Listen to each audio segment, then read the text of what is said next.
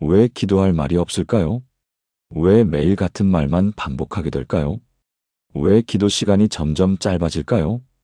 왜 기도가 의무처럼 느껴질까요? 혹시 여러분도 이런 고민을 하고 계신가요? 침대에 누워서 기도하려는데 입이 떨어지지 않는 경험 있으시죠? 오늘은 뭐라고 기도하지? 고민하다가 결국 어제 했던 말을 또 하게 되는 밤들 말입니다. 세상은 말합니다. 더 많은 기도 제목을 만들어라. 더 긴 시간 기도하라. 더 열심히 노력하라. 기도 노트를 작성하라고 말입니다. 마치 기도를 잘하려면 무언가 특별한 능력이 필요한 것처럼 말하지요. 하지만 성경은 정반대로 말씀하십니다. 예수님께서는 마태복음 6장 7절에서 이렇게 말씀하셨습니다. 너희는 기도할 때에 이방인과 같이 중언부언하지 말라. 그들은 말을 많이 하여야 들으실 줄 생각하느니라. 기도는 말의 많음이 아니라는 것입니다. 단 한 단어로도 충분하다는 것입니다. 오늘 제가 여러분께 나누고 싶은 것은 바로 이것입니다. 잠들기 전 기도할 말이 없을 때 반복할 수 있는 세 가지 단어입니다. 이 단어들은 수천 년 동안 성도들이 사용해온 가장 단순하면서도 가장 강력한 기도의 언어입니다. 복잡한 문장이 필요 없습니다. 신학적 지식이 필요 없습니다. 그저 이 세 단어를 마음으로 반복하면 됩니다. 그러면 놀랍게도 닫혔던 기도의 문이 다시 열리기 시작합니다. 지금부터 그 세 가지 단어를 함께 나누겠습니다. 많은 분들이 기도할 때 하나님을 멀게 느낍니다. 전능하신 하나님, 거룩하신 주님, 높으신 분이라는 호칭 때문에 하나님이 마치 저 멀리 계신 분처럼 느껴지는 것이죠. 그래서 기도가 어렵고 부담스러워집니다. 무슨 말을 해야 할지, 어떻게 해야 하나님께 합당한 기도인지 고민하게 됩니다. 그런데 예수님께서는 우리에게 이렇게 기도하라고 가르치셨습니다. 그러므로 너희는 이렇게 기도하라 하늘에 계신 우리 아버지여. 마태복음 6장 9절입니다. 아버지라는 단어는 히브리어로 아바입니다. 이것은 어린아이가 아빠를 부를 때 쓰는 가장 친근한 호칭입니다. 당시 유대인들은 하나님을 이렇게 친밀하게 부르는 것을 상상도 못했습니다. 그런데 예수님께서는 우리에게 하나님을 아버지라고 부르라고 하셨습니다. 이것은 혁명적인 가르침이었습니다. 하나님은 우리를 심판하러 오시는 무서운 분이 아니라 우리를 사랑하시는 아버지라는 것입니다. 오늘 밤부터 이렇게 해보세요. 침대에 누워서 눈을 감고 아버지라고 한번 불러보는 것입니다. 아무 말도 덧붙이지 마세요. 그냥 아버지 한 단어만 반복해 보세요. 처음에는 어색할 수 있습니다. 하지만 계속 반복하다 보면 놀라운 일이 일어납니다. 하나님이 정말 내 아버지처럼 가까이 느껴지기 시작합니다. 부산에 사시는 김순자 권사님 68세의 이야기입니다. 권사님은 40년 동안 신앙생활을 하셨지만 늘 기도가 어려우셨다고 합니다. 목사님, 저는 기도할 때마다 하나님이 저를 감시하시는 것 같았어요. 제가 잘못 말하면 어쩌나 합당하지 않으면 어쩌나 두려웠습니다. 그런데 작년 어느 날 권사님은 새벽에 잠에서 깨셨습니다. 몸이 아프고 마음이 불안했습니다. 기도하려고 했지만 무슨 말을 해야 할지 몰랐습니다. 그때 문득 아버지라는 단어가 떠올랐습니다. 권사님은 그냥 아버지, 아버지, 아버지 라고 반복해서 불렀습니다. 5분쯤 지났을까요? 권사님의 눈에서 눈물이 흘러내리기 시작했습니다. 그 순간 하나님이 정말 제 아버지처럼 느껴졌어요. 제가 무슨 말을 하든 어떤 모습이든 다 받아주실 것 같았어요. 그냥 아버지라고 부르는 것만으로 충분했어요. 그날 이후 권사님의 기도 생활이 완전히 바뀌었습니다. 이제는 매일 밤 아버지라고 부르는 것으로 기도를 시작하신다고 합니다. 사랑하는 여러분, 지금 저와 함께 이렇게 기도해 보시겠습니까? 아버지, 제가 오늘 밤 아버지라고 부를 수 있음에 감사합니다. 당신은 저를 심판하시는 분이 아니라 사랑하시는 아버지이십니다. 제가 완벽하지 않아도 말을 잘 못해도 당신은 제 아버지이십니다. 오늘 밤 이 한 단어로 아버지께 나아갑니다. 아버지, 아버지, 아버지. 예수님의 이름으로 기도합니다. 아멘. 이 단어 하나만으로도 충분합니다. 여러분도 오늘 밤부터 경험하시게 될 것입니다. 그런데 두 번째 단어는 더 놀랍습니다. 기도할 말이 없을 때 우리는 대부분 간구만 합니다. 이것 주세요, 저것 주세요, 이것 해결해 주세요. 그러다 보니 기도가 점점 메마르고 형식적이 됩니다. 왜냐하면 우리는 항상 부족한 것만 보게 되기 때문입니다. 있는 것은 보지 못하고 없는 것만 보게 됩니다. 사도 바울은 데살로니가전서 5장 18절에서 이렇게 말씀하셨습니다. 범사에 감사하라. 이것이 그리스도 예수 안에서 너희를 향하신 하나님의 뜻이니라. 범사에라는 말은 모든 일에, 모든 상황에서라는 뜻입니다. 좋을 때만이 아니라 힘들 때도, 기쁠 때만이 아니라 슬플 때도 감사하라는 것입니다. 바울은 이 편지를 쓸 당시 감옥에 갇혀 있었습니다. 핍박받고 있었습니다. 그런데도 감사하라고 말씀하셨습니다. 왜냐하면 감사는 상황이 아니라 하나님의 신실하심을 보는 것이기 때문입니다. 오늘 밤 이렇게 해보세요. 아버지라고 부른 다음 감사합니다라고 말해보는 것입니다. 구체적인 이유를 대지 않아도 됩니다. 그냥 감사합니다. 감사합니다. 감사합니다라고 반복하세요. 처음에는 감사할 것이 생각나지 않을 수 있습니다. 하지만 계속 말하다 보면 신기하게도 감사할 일들이 하나씩 떠오르기 시작합니다. 서울에 사시는 박미영 집사님 54세의 간증입니다. 집사님은 3년 전 남편이 사업에 실패하면서 큰 빚을 지게 되었습니다.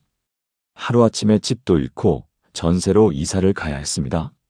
목사님, 그때 저는 기도가 안 됐어요. 하나님께 원망만 쏟아냈어요.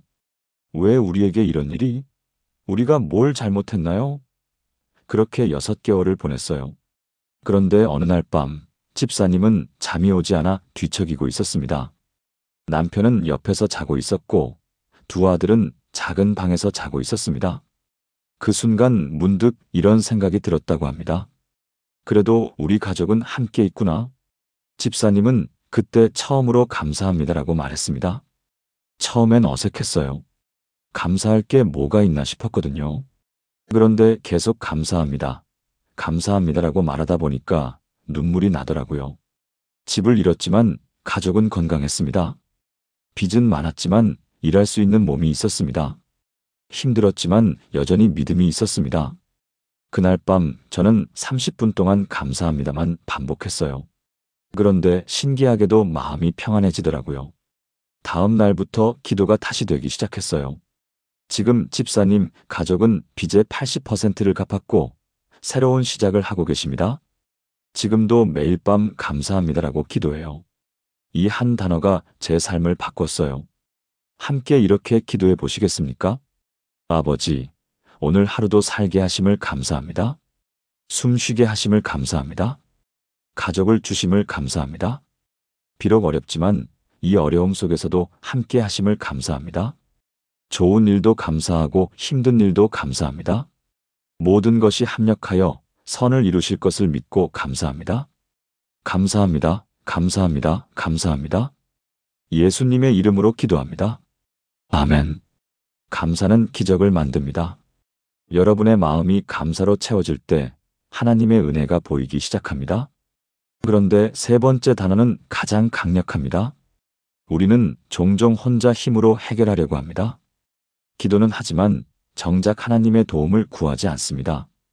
형식적으로 기도하고 나서 다시 내 힘으로 살아갑니다. 그러다 지치고 무너집니다. 시편 50편 15절에서 하나님은 이렇게 말씀하십니다. 환난 날에 나를 부르라. 내가 너를 건지리니 내가 나를 영화롭게 하리로다. 나를 부르라는 것은 도움을 요청하라는 뜻입니다. 하나님은 우리가 혼자 해결하기를 원하지 않으십니다. 우리가 하나님을 의지하기를 원하십니다. 도와주세요라는 한마디는 우리의 연약함을 인정하는 것이고 동시에 하나님의 능력을 신뢰하는 것입니다. 이것이 바로 믿음입니다. 오늘 밤 이 세 단어를 연결해 보세요. 아버지, 감사합니다. 도와주세요. 이것이 완전한 기도입니다. 관계를 회복하고 감사를 고백하고 도움을 구하는 것입니다. 더 이상 복잡한 기도가 필요 없습니다. 대구에 사시는 이영숙 권사님 62세의 이야기입니다. 권사님의 둘째 아들이 3년 전 우울증으로 힘들어했습니다. 직장도 그만두고 방에만 있었습니다. 목사님, 저는 매일 금식하며 기도했어요. 긴 기도문을 작성해서 1시간씩 기도했어요. 그런데 아들은 점점 더 안 좋아졌어요. 권사님은 점점 지쳐갔습니다. 기도도 힘들어졌습니다. 어느 날 밤, 권사님은 너무 지쳐서 기도할 힘도 없었습니다. 그냥 침대에 누워서 하나님, 도와주세요라고만 했습니다. 그것도 힘이 없어서 속삭이듯이 말입니다. 그 순간이었어요. 제 마음에 평안이 오더라고요. 너는 내가 할 수 있는 걸 다 했어. 이제 나를 믿어라 하시는 것 같았어요. 권사님은 그날부터 긴 기도를 멈췄습니다. 대신 매일 밤 아버지, 감사합니다. 도와주세요라고만 기도했습니다. 3개월이 지났을 때입니다. 아들이 방문을 열고 나왔습니다. 엄마, 나 병원 가볼래? 그것이 시작이었습니다. 아들은 전문적인 치료를 받기 시작했고 6개월 후 새로운 직장을 구했습니다. 지금은 건강하게 일하고 있습니다. 목사님, 제가 깨달은 게 있어요. 기도는 제가 하나님을 움직이는 게 아니라 하나님이 저를 움직이시는 거더라고요. 도와주세요 한마디면 충분했어요. 마지막으로 함께 이렇게 기도해 보시겠습니까? 아버지, 저는 연약합니다. 혼자서는 할 수 없습니다. 제 힘으로는 부족합니다. 아버지의 도움이 필요합니다. 도와주세요, 도와주세요, 도와주세요. 제 가족을 도와주세요. 제 문제를 도와주세요. 제 인생을 도와주세요. 아버지만이 하실 수 있습니다. 아버지를 의지합니다. 예수님의 이름으로 기도합니다. 아멘. 이 한 단어가 여러분의 삶을 바꿀 것입니다. 하나님은 도와주세요라고 부르짖는 자녀를 결코 외면하지 않으십니다. 지금까지 나눈 3가지 단어를 하나의 기도로 드리겠습니다. 함께 기도하시겠습니까? 아버지, 오늘 밤 이 단순하지만 강력한 3단어를 알게 하심을 감사합니다. 아버지라고 부를 수 있는 특권을 주셔서 감사합니다. 당신은 저를 사랑하시는 아버지이십니다. 감사합니다라고 고백할 수 있는 은혜를 주셔서 감사합니다. 모든 것이 감사의 제목임을 깨닫게 하소서. 도와주세요라고 부르짖을 수 있는 자유를 주셔서 감사합니다. 저는 연약하지만 아버지는 전능하십니다. 오늘 밤부터 이 3단어로 기도하게 하소서. 복잡한 말이 아니라 단순한 믿음으로 나아가게 하소서. 이 기도가 우리 가정의 기도가 되게 하시고 우리 교회의 기도가 되게 하소서. 할 말이 없을 때 이 3단어면 충분함을 믿습니다. 아버지, 감사합니다. 도와주세요. 살아계신 예수 그리스도의 이름으로 기도합니다. 아멘. 사랑하는 여러분, 지금까지 3가지 단어를 나눴습니다. 첫째, 아버지 마이너스 관계의 회복입니다. 둘째, 감사합니다. 마이너스 마음의 회복입니다. 셋째, 도와주세요. 마이너스 믿음의 회복입니다. 이 3단어만 있으면 충분합니다.